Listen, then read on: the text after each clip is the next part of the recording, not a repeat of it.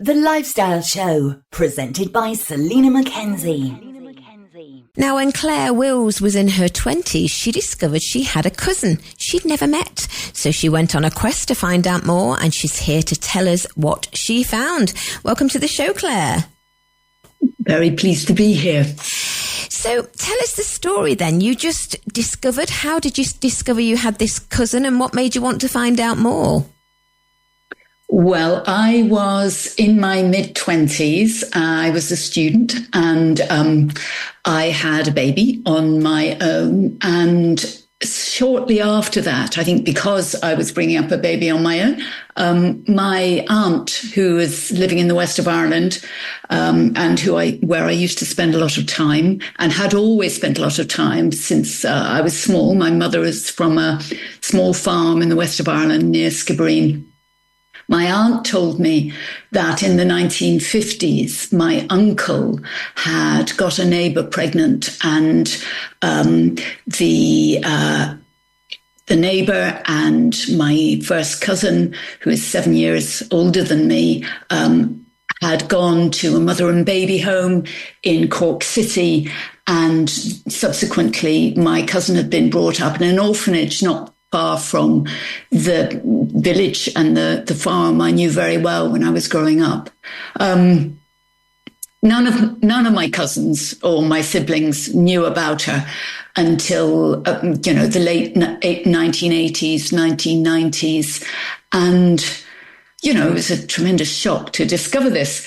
And I kind of spent a lot of time in the 90s trying to figure out what it meant, why would she have been kept secret? What were mother and baby homes? What were these orphanages?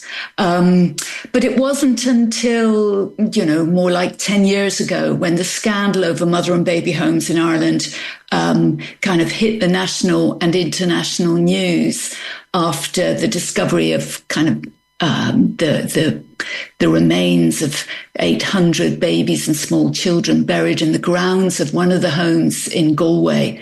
It wasn't until that moment that I really understood that the thing that I thought of as a kind of family secret, a private kind of shame, nobody had wanted to talk about it, was really a national story.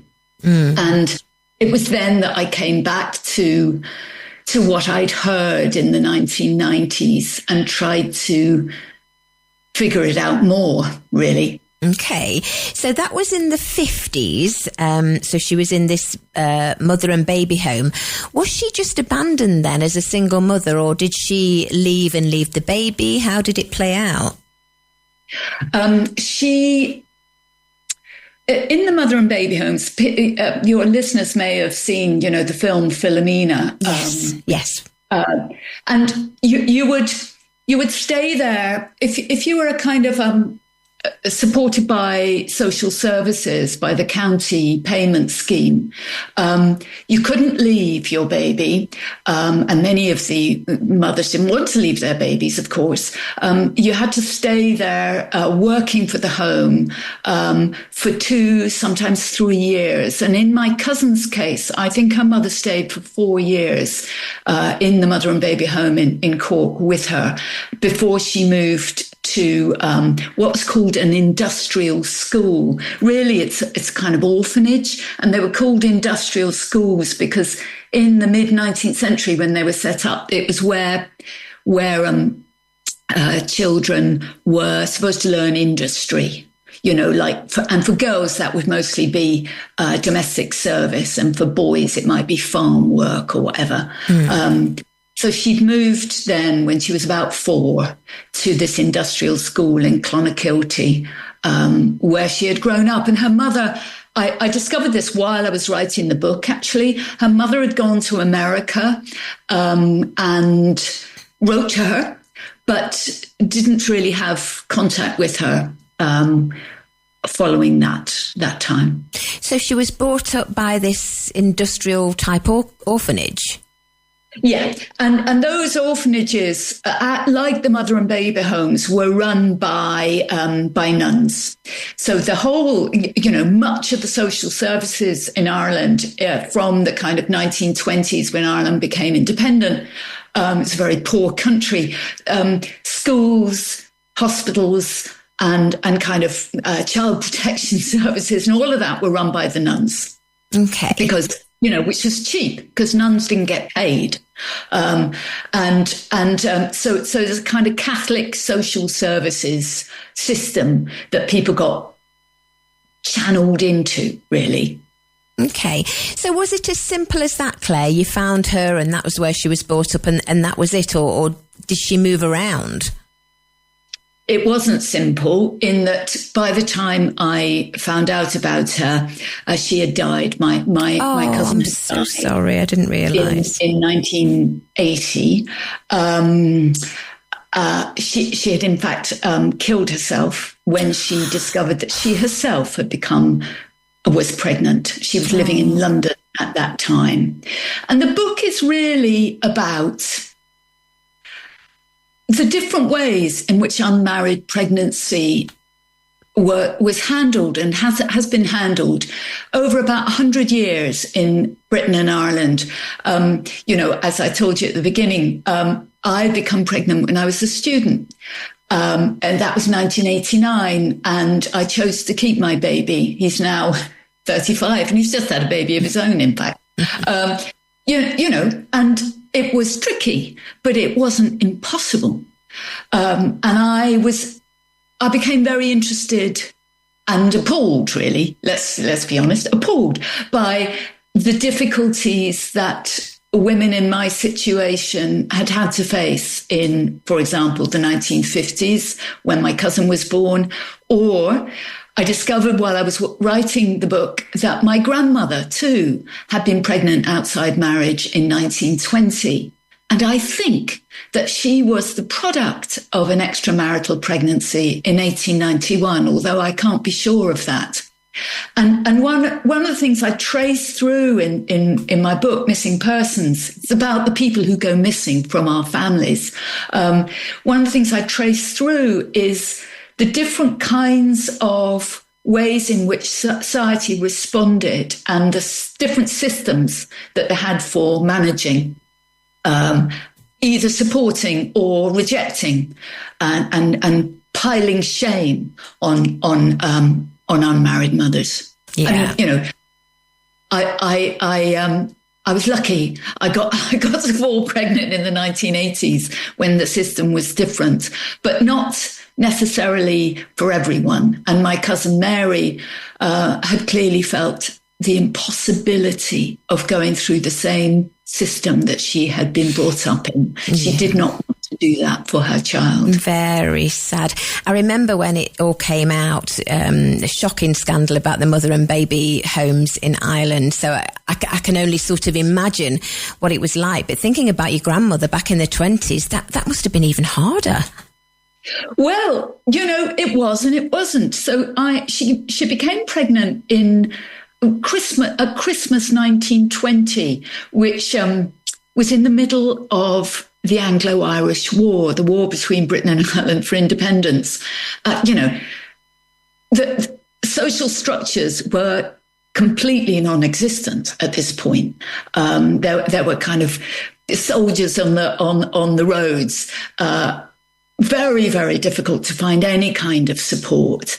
She married before the baby was born. I do not know whether she married the father of the child. She was 6 months pregnant when she got married. And in a way, that was sort of typical for that period of 1890s, 1910s. She was right at the end of that moment where kind of informal ways of managing an unmarried pregnancy were common in, well, both rural and urban areas. So, a child might be brought up by an aunt or informally adopted by a neighbour, or you'd get married just a bit late and maybe not necessarily to the father of the child. But by the time the 1930s came along in Ireland, and we've got this kind of new Catholic sort of religious sort of movement for purity, and the Irish Catholics are going to be better than anyone else. They've got sort of institutional systems for dealing with this, the mother and baby homes and the orphanages and other kind of institutional structures. And actually, one of the things that I write about is how that made the situation for women far worse in the 1940s, 50s and 60s, and even right up into the 70s and 80s in Ireland, because you couldn't really manage things informally anymore. And it meant that family bonds were completely broken rather than hidden or managed in another way. So that, since the book was published, it was published, the paperback is coming out next week, but it was published a year ago in hardback, and many, many people who were born in mother and baby homes or brought up in orphanages, or family members who know that they have got siblings that they've never met, that system meant that the sort of families were bureaucratized rather than able to manage things themselves. And I think it was far worse in the 1950s, in fact, than in the 1920s. And did your aunt keep in? No, it wasn't your aunt, was it? It was your uncle and a neighbour. I'm just trying to think. The one person that a girl needs when she's pregnant with her first child is a mother. And I just wondered was it Mary, your cousin, had anyone that she could turn to? I fear that she did not. I think that's again this problem of the division of people. Part of what the book is about is the kind of obsession with people who belong rightfully to a family, who are legitimate, and they get looked after. And if you're born on the wrong side of the blanket, as it were, you're classed as illegitimate, or just you don't belong. You don't get that support. You don't get that help. You can never truly belong. My book is a kind of plea for us to rethink the way we imagine what a family is. And it's not just, the two parents and the nuclear family, the children descended from those two parents. It's all the kind of people who've been cut out and put into sort of, into institutions or kind of got rid of because they don't fit the right template. What would our families really look like if we included all the people who don't properly belong or are not properly belonging? And I think it would be a much better form of family. Yes, it sounds it, doesn't it? It's blood when all's said and done. Family is family, isn't it? Yeah, exactly. And did you ever see pictures or photographs of Mary? I mean, do you feel like you know her? I do have a picture of Mary, a couple of pictures. Weirdly, she looks very, very like my oldest sister. I don't feel I got to know her. And one of the things that I write about in the book is that I also felt I didn't have the right to try to get to know her. When I first found out about her, I was so shocked and appalled that for me it was important. I was trained as a historian and someone who interprets documents and archives. I felt it was really important that I recover my cousin Mary and her mother Lily from their kind of being hidden in archives and institutions. But as I wrote the book, I thought, actually, I don't have the right to do that. I never knew them. They didn't want me to know them. They were on the other side of the family. But what I did have access to, the story that was my story, was the story about the people who rejected her. So really in my book, I wanted to call it Making Sense of the Missing. The publisher didn't like it, so it's Missing Persons. But, how did my grandmother make sense of the fact that she rejected her granddaughter? Why did it make sense to her? So that's really what the book is about, trying to understand why that system made sense to people. This is my grandmother who had herself been pregnant outside marriage in the 1920s. So she knew exactly what it was like to, fall on the wrong side of respectability. Yet she still rejected her. Yeah. So for me, it was important that I didn't try and write the story that didn't belong to me.